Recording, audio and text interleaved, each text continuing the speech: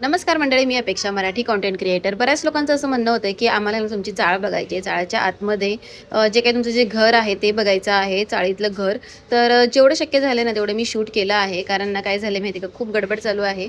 म्हणजे आमची जी सोसायटी आहे, म्हणजे आमची जी चाळ आहे ना, तिचं रिकन्स्ट्रक्शनमध्ये चालली आहे आणि त्यामुळे ना बरीचशी जी लोकं आहेत ती ऑलमोस्ट सोडून गेली आहेत. आणि आता मम्मी-पप्पासुद्धा ना नवीन घर बघत आहेत आणि त्याच्यामुळेच ना खूप गडबड आहे घरामध्ये. तरी पण मी जेवढं शक्य आहे तेवढा व्लॉग शूट केला आहे. तर ही आहे आमची चाळ आणि आता विवान इथे खेळतोय मस्तपैकी बसून.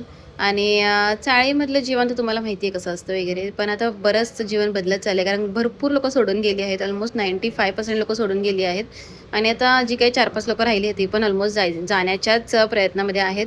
आणि आता हे आहे गुरुवारचं जेवण, जे काही मम्मीने डाळ, भात, मस्त कारल्याची भाजी होती ती मी केली होती. आणि डाळ इथे 2 प्रकारच्या डाळ केल्या होत्या. आणि इथे छानपैकी कांद्याची चटणी, ते पनीरची भाजी, चपाती, असं भरपूर प्रकारचं वेगवेगळं जेवण, पक्वान्न जे काय आहे ते मम्मीने केलं होतं. मी सुद्धा मम्मीला बरीचशी मदत केली होती. आणि असं छानपैकी जी कारल्याची भाजी आहे ती मला खूप जशी फ्राय केलेली आवडते, तर मी त्याच प्रकारची केली होती.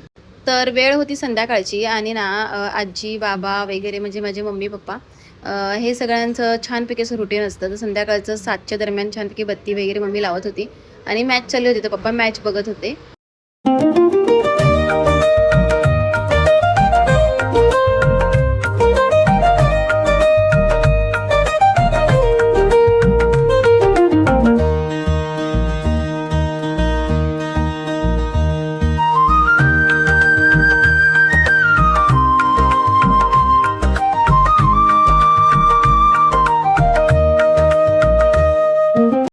तर जेवण बनवताना ना माझ्या लक्षात आलं, की विवान आणि रियांश ना खाली गेले होते खेळण्यासाठी. तर मी त्यांना चेक करायला आली आणि हा जो स्पेस आहे ना, तुमच्या बिल्डिंगच्या मागच्या बाजूचा आहे. जिथे की गोडाऊन वगैरे आहेत आणि एक मंदिर आहे छानपैकी हनुमानाचं.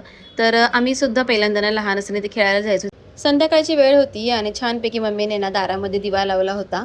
तर खूप छान असं प्रसन्न वाटत होतं आणि आजूबाजूचं वातावरण सुद्धा तुम्ही बघू शकता, एकदम छान असं आहे. इथे ना मी भाजी चेक करायला आले होते, तर मम्मीने आधीच भाजी ना थोडीशी साईडला घेतली होती, कारण तेल जास्त झालं होतं.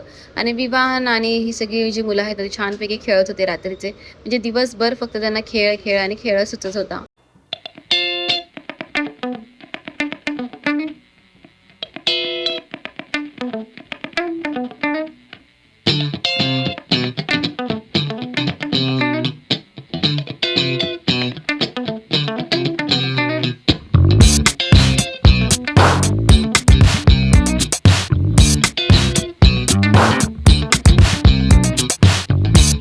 आता आमच्या इकडे ना चाळीमध्ये ना सकाळी-सकाळी छानपैकी पावाला येतो आणि त्याच्याकडे बरंच काही-काही असतं, बिस्किट वगैरे. तर तुम्हाला खाली द्यायची गरज नाही आहे. हा पाववाल्याकडे ना तुम्ही सगळ्या गोष्टी घेऊ शकता. तर बऱ्याच वेळा काय होतं माहिती आहे का, मम्मी ना सकाळीच ना पाववाल्याकडून पाव घेऊन ठेवते आणि हे जे पाव आहेत ना, ते कडक पाव आहेत, जे की मुंबईमध्ये फक्त मिळतात. बाकी कुठेच मिळत नाही आणि जरी मिळाले ना, तरी अशी मुंबईसारखी टेस्ट ना कुठेच नाही आहे.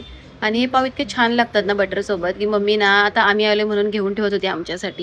फ्रायडे होता, ड्राय डे होता, तर ना मम्मीने ना छानपैकी ना फिश आणली होती, पप्पांनी फिश आणली होती. तर इथेच आम्ही त्याचीच तयारी करत होतो. छानपैकी आलं लसूणची पेस्ट तयार करून ती धुवून वगैरे सगळं त्याच्यात छान मी स्वच्छ केली. ऑलरेडी स्वच्छ केली होती, पण तरी पुन्हा मी एकदा स्वच्छ केली. 4-5 पाण्याने ती वॉश केली आणि त्यानंतर ना त्याला आलं लसणाची पेस्ट लावून ठेवली.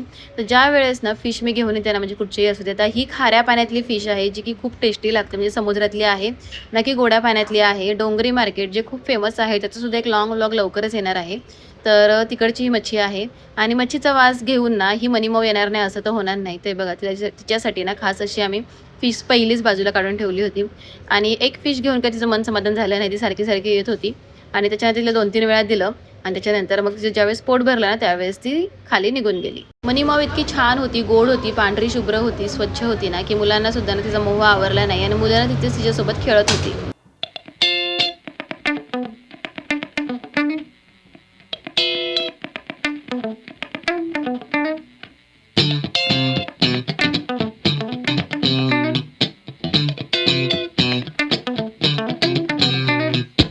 तर आता इकडे मांजरीचं तर छानपैकी खाऊन झालं होतं. इथे माझी फिशसुद्धा छानपैकी मी स्वच्छ केली होती. अजून कोळंबी मला स्वच्छ करायची होती आणि हे जे फिश वगैरे आहेत छानपैकी कट वगैरे करून घेतली आहे आणि ही सगळी जी मच्छी आहे ना, ती फक्त आम्हाला 600 रुपयामध्ये मिळाली. इतकी जास्त होती ती, की आम्हाला संपली नाही 2 टाईमाला करूनसुद्धा.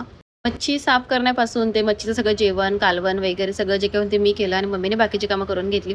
आणि ते छानपैकी खोबरं भाजलं होतं, कांदा वगैरे सगळं, आलं लसूण हे सगळं भाजून घेतलं, छानपैकी वाटलं आणि कोळंबीचं आणि छानपैकी टोमॅटो बटाटा वगैरे घालून मी ग्रेव्ही केली होती आणि मच्छी जी आहे ती छानपैकी अशी फ्राय केली होती. अशी मच्छी मी फ्राय केली होती. रवा वगैरे, मीठ, मसाला, मिरची, त्याच्यानंतर थोडंसं तांदळाचं पीठ, बाजरीचं पीठ हे सगळं घातलं होतं आणि अशी छानपैकी जी काही मच्छी आहे ना, ती आलं लसणाची पेस्ट लावून आधीच ठेवली होती 15-20 मिनिटं आणि त्याच्यानंतर असं छानपैकी फ्राय केली होती. एकदम फ्रेश मच्छी होती, त्याच्यामुळे अजिबात उडाली वगैरे नाही किंवा तडतडली नाही. तर अजूनही चाळीतले ब्लॉग येणार आहेत. तर हा ब्लॉग कसा वाटला कमेंट करून नक्की सांगा आणि लाईक, शेअर, सबस्क्राईब नक्की करा. भेटूया नेक्स्ट ब्लॉगमध्ये.